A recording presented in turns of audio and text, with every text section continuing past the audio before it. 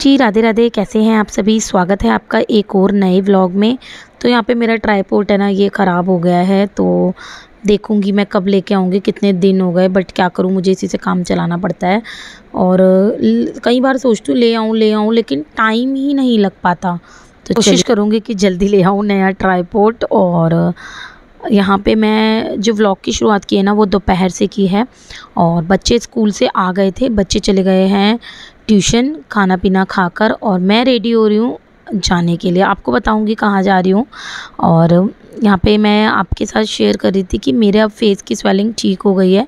और आप लोग कमेंट करके बताना कि ठीक लग रही है ना। वैसे मेरे को तो देखो ठीक लग रही है, आप लोग कमेंट करके ज़रूर बताना। तो चलिए चलते हैं, आप लोगों को भी लेकर चलते हैं जहाँ मैं जा रही हूँ। तो बस यहाँ पे मैंने अपना बैग उठाया और निकल गई मम्मी के घर जाने के लिए। क्योंकि जो कल मैंने ये वाला सूट स्टिच करा था ना, ये तो मेरे ऊपर बिल्कुल भी अच्छा नहीं लगा।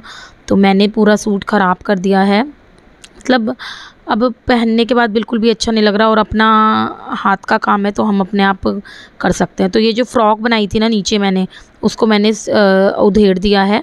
और उसको अब मैं स्ट्रेट सूट बनाने वाली हूँ। बेसिकली रीज़न ये है, मेरे ऊपर ना अच्छा नहीं लगा कुछ, ये कपड़ा थोड़ा सा हार्ड था ना, तो पेम्पलम वाला सूट अच्छा नहीं लगा। चलिए, मेरे साथ तो ये होता रहता है, मेरे साथ कुछ गलत ना हो ऐसा तो हो ही नहीं सकता, तो मेरे साथ हो जाता है। तो मैंने बहुत ज़्यादा 2 बार की मेहनत हो गई इस पूरे सूट में। तो क्या है ना, मैंने जोड़ लगा दिया है एक तरफ नीचे, जिससे कि ये लॉन्ग हो जाए सूट। और इसको जो मेरी ऊपर वाली चोली थी, बस मैं उस पर जोड़ दूँगी तो मेरा सूट पहले से बेहतर लगेगा। और बस मैं आई थी तो मम्मी की हेल्प करने कि ये थोड़ा सा सूट है, ये मैंने पहले ही मेरी वजह से ख़राब हो गया था, तो मैंने सोचा चलो मैं ही ठीक कर लेती हूँ। ठीक है ना, तो अच्छा लगेगा। अब देखते हैं, आप लोग कमेंट करके बताना। मतलब सूट तो सुंदर बनता और मेरी वजह से थोड़ा सा ख़राब हो गया। मतलब क्या बताऊँ, हो जाता है ना कभी कभी हम लोगों के साथ, जो हम सोचते हैं वैसा तो नहीं होता, लेकिन उसके बेकार हो जाता है। इसके बाद है ना, लाइनिंग लगा के ना, सॉरी जोड़ लगा के ना, मैंने इसमें लाइनिंग लगाई थी। और ये जो चोली है ना, इसको चोली के साथ मैं जोड़ दिया था। और अभी क्या है ना, ये कपड़ा है ना थोड़ा सा हार्ड था, तो ये इसलिए अच्छा नहीं लग रहा था। यहाँ पे चोली के बाद मैंने इसको जोड़ा, तो जो इसकी लेंथ थी ना, वो 36 आ गई थी। तो 36 लेंथ मैं पहन लेती हूँ तो अच्छा लगेगा काफ़ी। आप दिख नहीं रहा है, एक तो ये मेरे को पता नहीं चलता ना, मैं बैक से वीडियो बना रही हूँ। तो फ़िलहाल ये स्ट्रेट हो गया है मेरा सूट, तो ये काफ़ी अच्छा लग रहा था। मैं आपको पूरा लुक दिखाऊंगी इसका। और अच्छा लग रहा था। आप पीछे के बैकग्राउंड को ना स्किप कर सकते हो, क्योंकि पीछे का बैकग्राउंड थोड़ा सा मैसी हो रहता है। चलिए, ये करके ना मैं घर आ गई थी, क्योंकि आज डिलीशियस बनने वाला है कुछ। और मैं तो घर गई थी, तो पीहू के पापा ने आज बनाई है चाप की सब्जी। यस, हाँ, पीहू के पापा कभी कभी थोड़ा मूड में आ जाते हैं ना। एक्चुअली मूड में क्या, पीहू ने बोला था कि पापा आज मुझे चाप की सब्ज़ी खानी है, चाप की सब्ज़ी खानी है। तो पीहू के पापा ने उसके लिए बना दिया। वैसे तो मैं भी बना लेती हूँ, बट पीहू के पापा बहुत ही ज़्यादा टेस्टी और डिलीशियस बनाते हैं। ऐसी चाप आपको किसी भी रेस्टोरेंट में किसी भी जगह नहीं मिलेगी, सच में बहुत ज़्यादा टेस्टी बनती है। अच्छा, तो चाप बनी है तो नान तो बनेंगे। तो मैं नान का डो लगा के रख रही हूँ। मैंने दही डाली है, नमक और चीनी डाला है, और थोड़ा सा गुनगुना पानी लिया है हल्का सा, क्योंकि मेरे को चीनी उसी में घोल लिया है। नहीं तो आटे में घोलो ना तो कभी कभी घुलती नहीं है चीनी, तो इसलिए मैंने थोड़ा सा पानी ही ले लिया था जिसमें मैंने चीनी घोल ली थी। और इसका हम एक सॉफ्ट सा डो लगा के रखेंगे। तो गर्मियों में तो थोड़ा जल्दी फर्मेंट हो जाता है ये वाला आटा। मैंने ना मैदा और सूजी लिया था बस, और थोड़ा सा ना मैं गेहूं का आटा भी मिला लेती हूँ, क्योंकि क्या होता है ना, वो अच्छे बनते हैं और थोड़ा सा नुकसान भी कम देते हैं। सारी तीनों चीज़ें मिल जाती है। यहाँ पे बस आटा गूंद लिया है। और चलिए आपको दिखाते हैं सब्जी का कलर। और सब्जी बहुत ज़्यादा टेस्टी बनाते हैं पीहू के पापा, सच में। लेकिन अपनी मर्ज़ी होती है ना तभी बनाते हैं, वैसे नहीं बनाते हैं। ये तो आज पीहू की फरमाइश पे बन चुकी है चाप की सब्ज़ी। और चाप की सब्ज़ी बहुत ज़्यादा टेस्टी लगती है, बहुत ही ज़्यादा। किसी दिन आपके साथ शेयर करूँगी रेसिपी। चलिए, मैं 5 बजे आई थी ना, तो बच्चों को भूख लग रही थी। अभी खाना बनने में तो देर है, तो बच्चों के लिए मैंने बना दी थी मैगी। कभी कभी मेरा भी मन कर जाता है ना मैगी खाने का, तो आज मेरा भी मन कर दिया था मैगी खाने का। तो मैंने अपने लिए भी बना ली थी, पॉपकॉर्न भी बना लिए थे। और करेंगे हम मैगी और पॉपकॉर्न मिक्स करके खाएंगे। तो बच्चों को भूख लग रही थी ना, इसीलिए मैंने शाम को बना दिया था। अभी मैं घर चली जाती हूँ तो बच्चों का पीछे से लगता ही है ना कि भूख लग रही है। और यहाँ पे बस हमने मैगी और पॉपकॉर्न खाए। और आज बस अचानक हमने चाप बनाई थी, तो मैंने शिखा को इनवाइट कर रखा था कि मैं तुम्हें अपना हाथ का मैंगो शेक पिलाऊंगी। एक्चुअली शिखा ही कह रही थी कि भाभी आपके हाथ का मैंगो शेक बहुत अच्छा वीडियो में दिखाती रहती हो, पिलाओगी कब? तो मैंने कहा चलो पिलाती हूँ आपको। तो फिर मैंने कहा आप शिखा को चाप भी बहुत ज़्यादा पसंद है, तो मैंने ही शिखा को बोला कि आ जाओ तुम चाप भी खा लेना।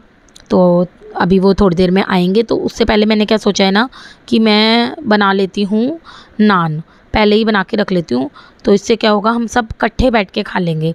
और गर्मियों में तो चलता है, पीयू के पापा का थोड़ा टेंशन रहता है, वैसे और किसी का नहीं रहता, सब रखे हुए खा लेते हैं। ज़्यादा देर के रखे नहीं होंगे ना, अच्छे लगेंगे। तो यहाँ पे इसके बाद ना मैंने बच्चों को पहले सर्व कर दिया था। बच्चों ने तो बहुत ज़्यादा तारीफ़ करी कि सच में बहुत अच्छा बन रहा था। मैंने कहा जी मैंने नहीं बनाया, मैंने सिर्फ नान बनाए हैं। यहाँ पे हमने खाना सर्व कर दिया, पूरा टेबल पे लगा दिया। पापड़ भी मैंने सेक लिए थे, और चटनी के प्याज के साथ ग्रीन वाली चटनी भी है। नान बनकर रेडी हो गए थे, बहुत ज़्यादा टेस्टी। खीरा, प्याज, सैलेड सब कुछ है, बहुत ज़्यादा टेस्टी लग रहे थे। यहाँ पे पीयू के पापा पता नहीं कहाँ चले गए थे, आ गए।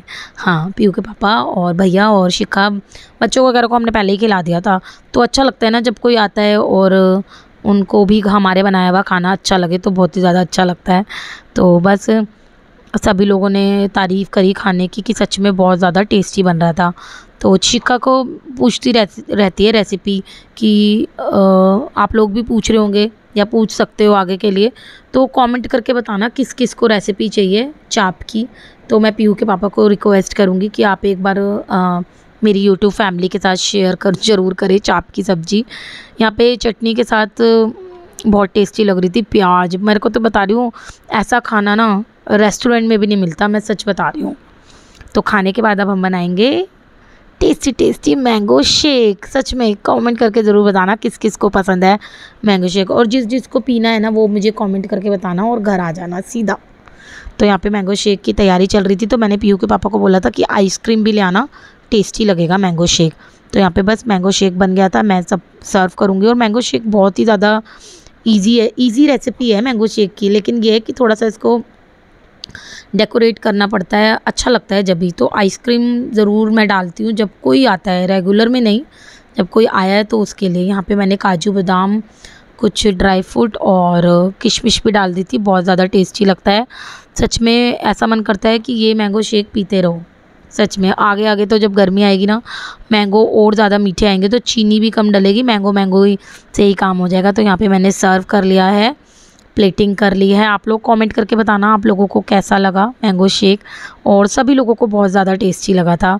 बच्चे भी बहुत ज़्यादा तारीफ़ कर रहे थे। एक्चुअली इसमें आइसक्रीम थी ना, तो बच्चों को आइसक्रीम बहुत ज़्यादा टेस्टी लगती है। तो मैंगो शेक एक्चुअली इससे पहले आपने मेरा व्लॉग देखा होगा, हम लोग बाहर पीने गए थे, वहाँ पे पता नहीं 50 से 60 रुपये का एक गिलास था, और बिल्कुल भी अच्छा नहीं बनाया था मैंगो शेक। एक तो पानी पानी लग रहा था, मतलब मैंगो का कोई टेस्ट नहीं आ रहा था, बस उन्होंने एक आइसक्रीम डाल दी, और ड्राई फ्रूट तो बिल्कुल भी नहीं थे।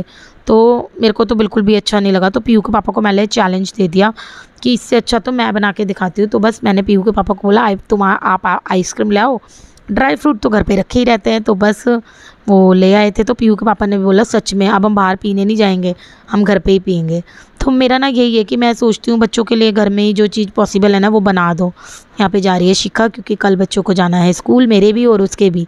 तो बस ये काम नहीं अच्छा लगता। वैसे तो मैंने देखो साथ के साथ ही बर्तन मांज दिए थे, बट थोड़े से रह गए थे, तो ये भी मेरे मांजने बहुत ज़्यादा ज़रूरी थे।